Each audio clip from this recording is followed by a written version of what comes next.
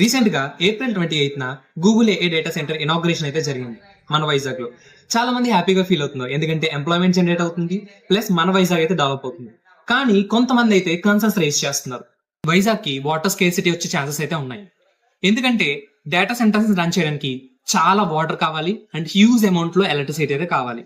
అందుకే ఇలాంటి కన్సర్న్స్ అనేవి రేజ్ అవుతున్నాయి. But it's all about how we manage the water. మనకి అఫీషియల్ గా ఎలాంటి బ్లూ ప్రింట్ అయితే రిలీజ్ చేయలేదు, లైక్ వాటర్ని ఎలా యూస్ చేస్తాము, ఎలా వాడతాం అనేది. కానీ there are some measures to take care.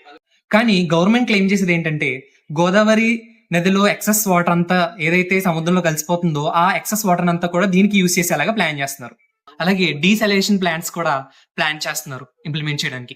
ఎలా అంటే సీ వాటర్ ని నార్మల్ వాటర్ కి కన్వర్ట్ చేసేలాగా, ఇవి ఇండస్ట్రీస్ కి యూస్ చేసేలాగా ప్లాన్ చేస్తున్నారు. సో ఇలాంటి మెజర్స్ తీసుకోవడం వల్ల మనకి రిస్క్ అయితే తగ్గించవచ్చు, కానీ కంప్లీట్ గా రిస్క్ ఏదైతే చెప్పలేము. కానీ ఎప్పుడైతే గ్రౌండ్ వాటర్ అయితే యూస్ చేశారో అప్పుడైతే మనకి చాలా హై రిస్క్ అయితే ఉంటుంది.